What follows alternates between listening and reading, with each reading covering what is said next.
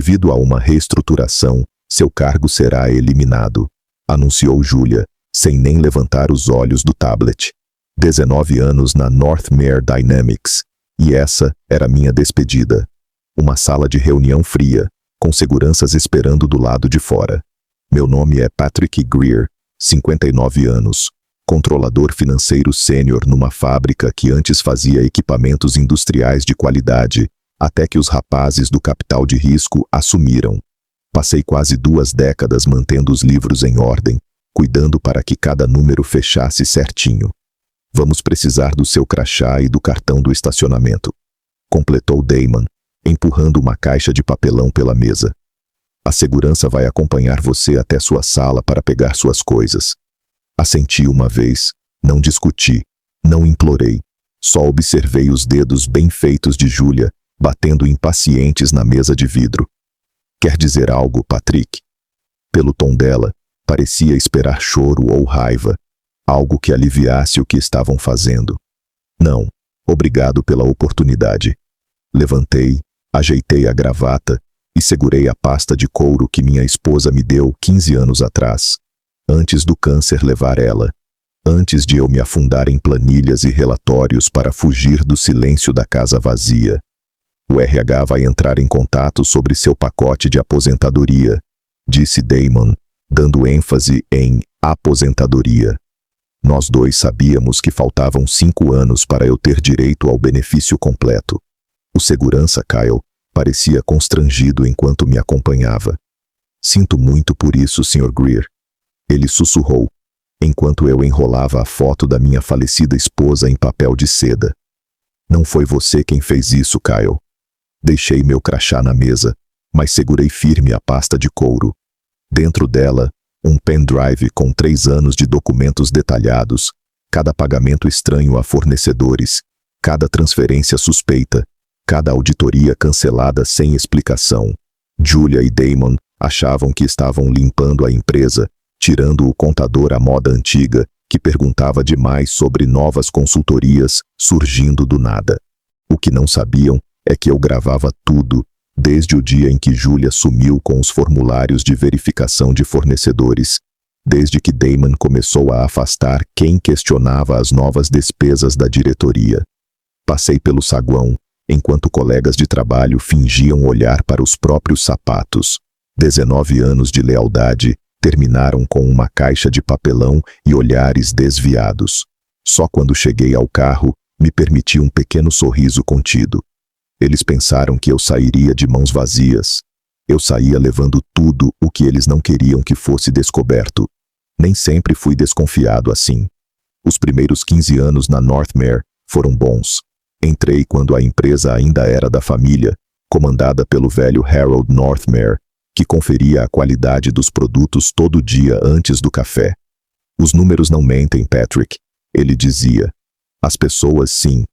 Seu trabalho é garantir que nossos números contem a verdade.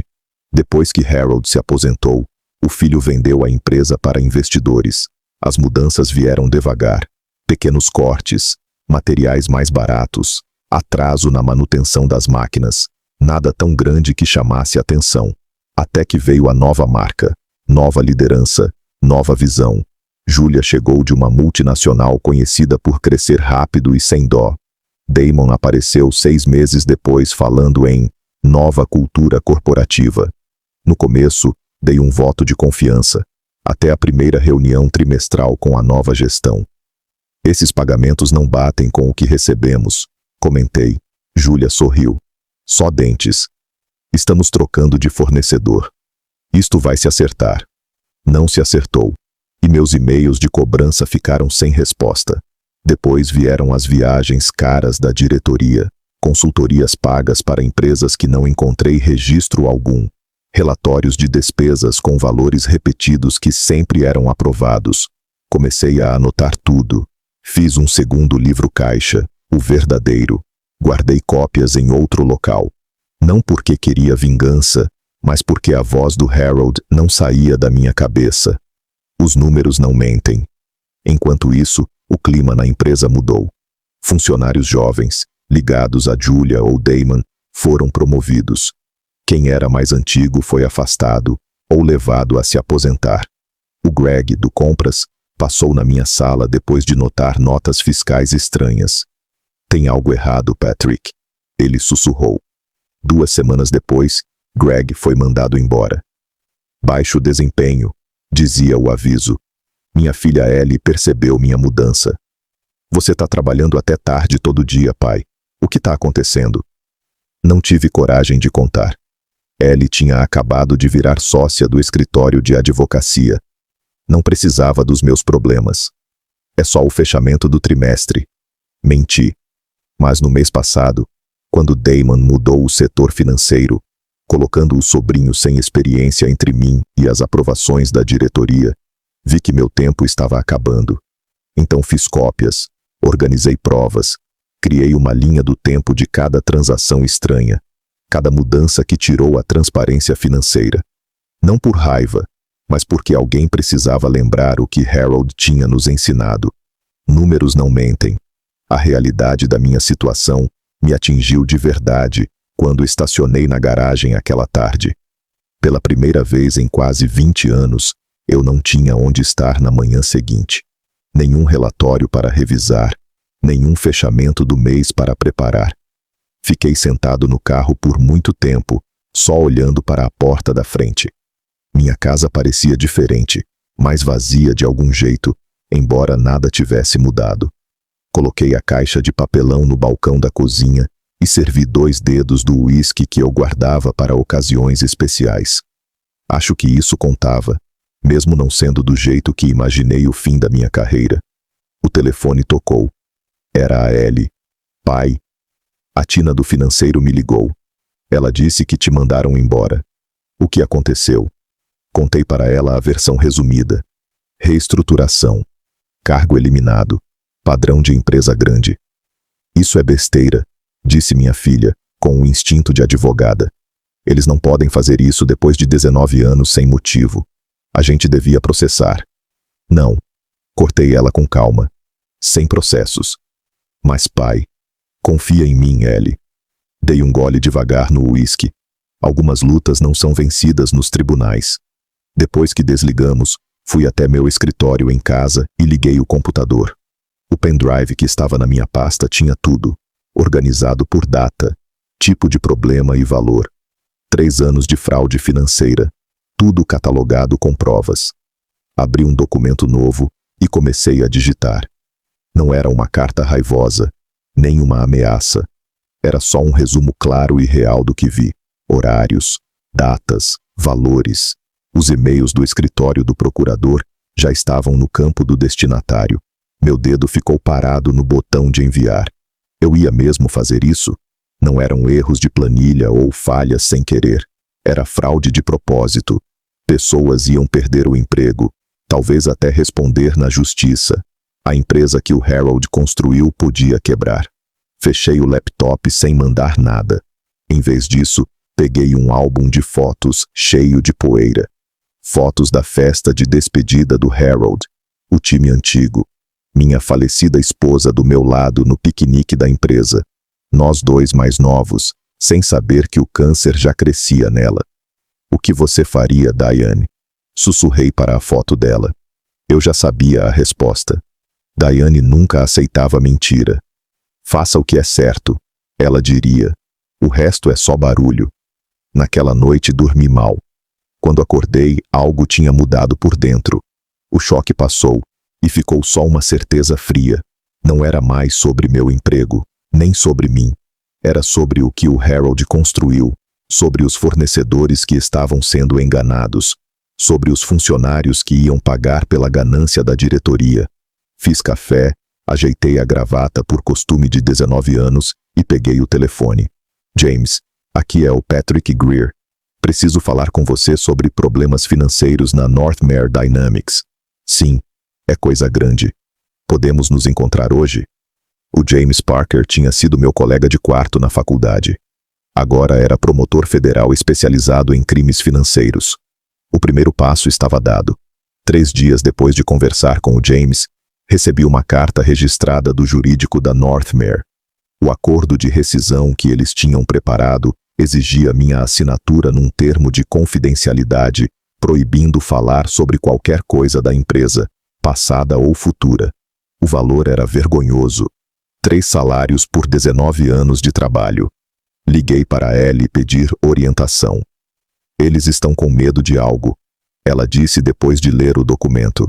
Isso vai muito além de um contrato normal de sigilo. E se eu não assinar? Eles ameaçam contestar seu seguro-desemprego e não pagar férias vencidas. A voz dela ficou mais firme. É fraco legalmente, mas eles contam que você não tenha dinheiro para brigar. Agradeci e disse que ia pensar. O que não contei foi que eu já tinha decidido. Naquela tarde, a campainha tocou. Julia estava na minha porta, com um sorriso que não chegava aos olhos. Patrick, disse num tom doce, como se fôssemos amigos. Posso entrar? Deixei ela entrar na sala, mas não ofereci nada. O acordo de rescisão, ela disse, pondo outra cópia na mesa de centro. Houve um mal-entendido. Podemos oferecer mais 2 meses se assinar hoje. Qual a pressa? Perguntei, tentando parecer calmo. O sorriso dela ficou forçado. O conselho está fechando o orçamento do próximo trimestre. Precisamos encerrar pendências. Tipo pagar fornecedores direito. As palavras escaparam sem querer. Algo mudou no olhar dela. Não entendi o que quer dizer. As faturas da Westbrook. Falei com cuidado. Aquelas que apareceram sem nota de entrada. Erro de digitação. Ela respondeu rápido. Já corrigimos. E os pagamentos para a Everlight Partners? A empresa que tem o mesmo endereço do escritório do seu cunhado? O clima ficou gelado. O sorriso sumiu. Cuidado com acusações, Patrick. Ainda mais sem provas. Isso pode ser difamação. A voz dela ficou fria. Você levou documentos da empresa quando saiu? Isso seria roubo. Guardei cópias do meu trabalho, como permite o manual interno. Respondi. Ela se levantou bruscamente. Te dou até amanhã para reconsiderar o acordo. Depois disso, sua aposentadoria pode ficar complicada. Quando ela foi embora, meu celular recebeu uma mensagem de um número estranho. Melhor parar, se sabe o que é bom. Sabemos do pendrive. Naquela noite, percebi um carro parado na rua em frente de casa, e ainda estava lá de manhã. De tarde, o banco me ligou. Alguém tentou acessar minha conta com meu CPF, mas errou a senha. Quando abri meu e-mail, tinha dezenas de confirmações de assinaturas, serviços que nunca pedi, todos querendo pagamento imediato. Estava claro, eles queriam mandar um recado. Podiam complicar minha vida, acabar com meu crédito, vigiar minha casa. Liguei de novo para o James. Eles estão reagindo. Contei. Com força. Era esperado. Ele respondeu calmo. Mas é grave. Mostra que tem mais coisa. Me manda tudo. O acordo, a mensagem, as tentativas de invasão. E documenta a vigilância. E minhas provas? São suficientes? A pausa dele disse tudo. São fortes, Patrick. Mas empresas como a Northmere têm times de advogados que vão dizer que foi erro isolado. Precisamos de mais. Alguém lá dentro. Desliguei me sentindo mais sozinho do que nunca. Eles estavam me vigiando, me pressionando, e eu não tinha provas suficientes para contra-atacar. Ainda não, pelo menos. Uma semana depois da visita da Julia, recebi uma ligação da minha antiga assistente, Teresa. A voz dela estava baixa, nervosa. Podemos nos encontrar em algum lugar? Não em público, nem na sua casa. Marcamos de nos ver na cabana do meu irmão, a 1 hora de St. Louis. Ele estava na Flórida para passar o inverno. O lugar ia estar vazio. Teresa chegou parecendo exausta. Ficava olhando o retrovisor toda hora até estacionar. Eles estão fazendo uma auditoria, ela disse logo que entrou. Mas não é auditoria de verdade. Eles estão mudando registros, Patrick. Colocando aprovações antigas. Criando documentos que nunca existiram. Como você sabe disso? Chamaram consultores da antiga firma do Damon. Eles não sabem que posso ver os registros do sistema. Ainda me deixam usar seu login antigo. Ela tirou um pendrive da bolsa. Estou salvando tudo. O antes e o depois. Fiquei olhando para aquele aparelho pequeno. Você está arriscando seu emprego. Eles já vão cortar meu cargo no mês que vem. O riso dela foi amargo. Descobri por que me copiaram num e-mail de reestruturação. O que Teresa me mostrou era muito pior do que eu suspeitava. Não era só maquiagem contábil ou mordomia exagerada. A Northmere estava cobrando demais em contratos com o governo, falsificando certificados de peças que não eram seguras e registrando estoques falsos para aumentar o valor da empresa. Tem mais, disse Teresa, mostrando um e-mail. Eles querem vender a divisão de produção para um grupo de investimento. Os funcionários só vão saber depois que fechar. E o fundo de pensão? A cara dela confirmou meu maior medo. Eles estão tirando dinheiro dele há mais de um ano. Se venderem, não vai ter como pagar. Centenas de famílias, aposentadorias de décadas em risco. Quem mais sabe disso? Só a diretoria. E agora você. Ela parou. E talvez mais alguém. O Drew do controle de qualidade começou a perguntar no mês passado. Sumiu uma semana antes de você. Mandaram embora? Então, não tem nada no sistema dizendo que foi demitido. Aparece como se tivesse pedido demissão, mas nunca entregou o crachá. E tiraram as coisas da mesa dele de madrugada. Um frio bateu no meu peito. Você falou com ele? Não. O celular vai direto para a caixa postal. Na volta para casa, eu não parava de pensar que tinha algo mais grave que fraude. O carro de vigia não estava mais na rua, mas isso não me tranquilizou. Liguei para o número do Drew. Foi direto para a caixa, como Teresa disse. Deixei só um recado vago, dizendo que queria falar sobre oportunidades de trabalho. Depois liguei de novo para o James. Precisamos agir mais rápido. Contei tudo o que Teresa revelou. Isso muda tudo, ele falou. Se envolve fundo de pensão, fica muito sério. Vou falar com meus chefes amanhã. Mas, Patrick, ele parou. Tome cuidado. Se estão mudando registros desse jeito, estão com medo. Gente com medo faz besteira. Aquela noite não dormi. Pensei no Drew, no Harold Northmere, que sempre quis números certos, nos operadores e funcionários que contavam com a aposentadoria. Às 2 da manhã, meu alarme detectou movimento no quintal. Quando cheguei à janela, não vi ninguém. Mas a janela do escritório estava entreaberta. Não era só vigilância, era aviso. Lugar nenhum era seguro. Não esperei novo ataque. De manhã, coloquei em prática o plano que pensei depois do que Teresa contou. Primeiro, escondi as provas, as minhas e as dela, em 3 lugares seguros. Uma cópia mandei para Ellie com instruções para abrir se algo me acontecesse. Outra guardei num cofre num banco que a Júlia não tinha acesso. A terceira criptografei e enviei para o James com a senha separada. Depois liguei para o Greg do Compras, que tinha sido mandado embora meses antes. Nos encontramos num restaurante simples numa cidade vizinha. Eu esperava essa ligação. Ele disse sério depois que contei. Achei as mesmas diferenças. Comecei a perguntar. Aí me mandaram embora, dizendo que quebrei regra interna. Te ameaçaram depois? Não diretamente. Mas invadiram minha casa na semana seguinte. Não levaram nada de valor, só meu notebook e alguns papéis. Ele ficou sério. Registrei boletim, guardei tudo. Nunca achei que ia servir, mas mostra que é padrão. Falei. Você faria uma declaração? Ele balançou a cabeça sem pensar. Tô me sentindo covarde por ter ficado calado até agora.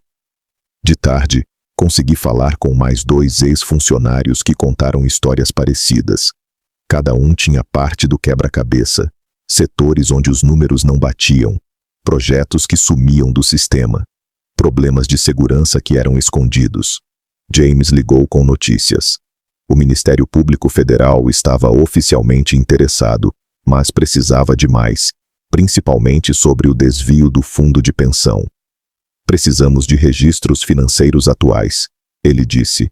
Sem isso, os advogados da Northmere vão dizer que tudo foi resolvido depois que você saiu. Teresa já corria um grande risco só de falar comigo. Pedir para ela pegar mais documentos podia ser perigoso demais. Foi quando meu telefone tocou. Número desconhecido. Patrick. A voz estava quase irreconhecível. Drew. Saí do café onde eu trabalhava, olhando ao redor sem pensar. Onde você está? Está bem? Escuta com atenção. As palavras dele saíram rápidas com medo. O contrato de Bentonville.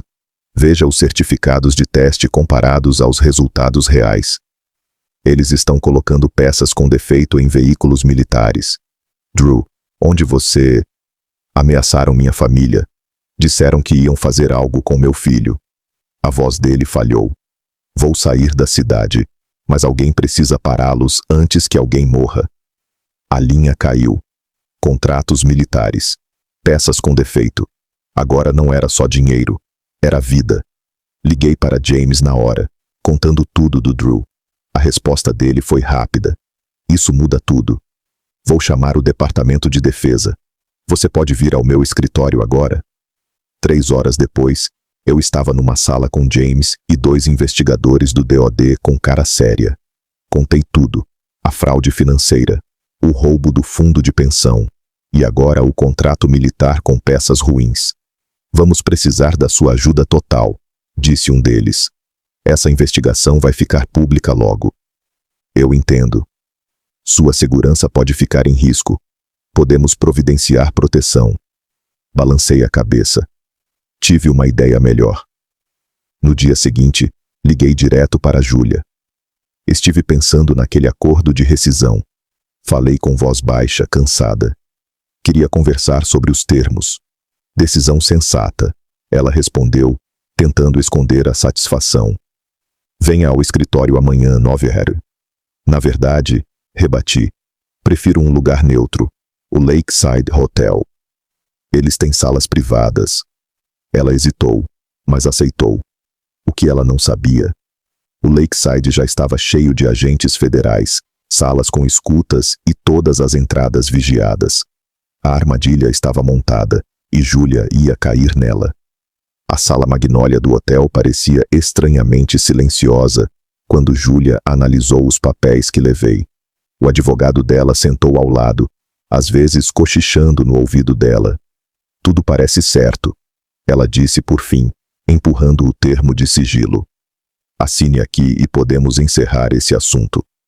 Olhei o papel. 12 páginas feitas para me calar para sempre.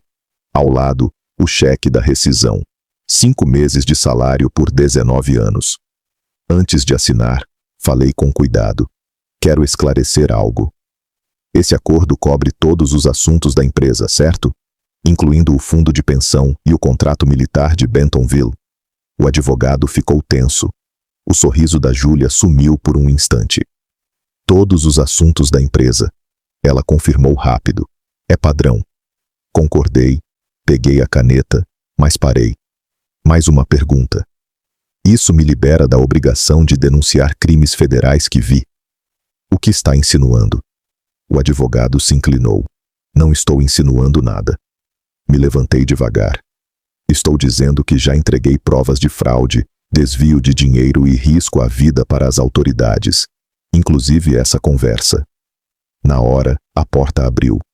James entrou com agentes do FBI e investigadores do DOD. Julia Stokes, disse um deles. Temos mandado para vasculhar todos os prédios da Northmere e pegar registros de contratos com o governo. O rosto dela perdeu a cor quando James colocou uma pasta grossa na mesa. Isso é só uma parte do que temos, ele disse calmo. O resto está indo para o grande júri agora. Julia tentou pegar o celular, mas um agente segurou a mão dela com cuidado. Damon Ellis e o CEO também estão sendo levados para depor, explicou, junto com alguns diretores. Não fiquei para ver levarem Julia. Minha parte tinha acabado. 6 meses depois das prisões no Lakeside Hotel, eu estava na antiga fábrica da Northmere, olhando os funcionários na linha de montagem. As máquinas faziam o mesmo barulho de sempre, mas tudo tinha mudado. A empresa entrou em recuperação durante a investigação. Quando tudo acabou, um grupo de funcionários conseguiu comprar a divisão de produção com a ajuda de um fundo do Estado. Deram um novo nome, Northmere Legacy Manufacturing. Pediram minha ajuda para montar os novos sistemas financeiros de forma correta e clara em todos os níveis. Terminou por hoje, Sr. Greer. Kyle, o segurança que me escoltou na demissão, agora falava com respeito enquanto eu assinava a saída. Quase, respondi, devolvendo meu crachá. Lá fora, Ellie me esperava no carro. E aí, como está lá? Ela perguntou quando entrei. Bem, eles têm um bom time. Vão ficar bem sem eu vigiar. Olhei de novo para o prédio. Harold ficaria orgulhoso. Ficamos um tempo em silêncio no carro. As notícias contaram tudo. Prisões, processos, acordos. O fundo de pensão foi recuperado em parte.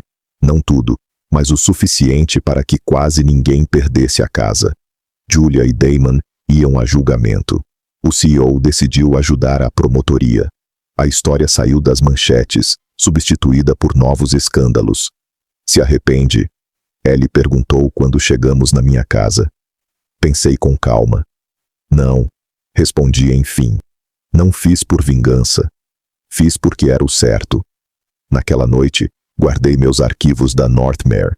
Toda a história estava registrada, mas eu não precisava mais carregar comigo.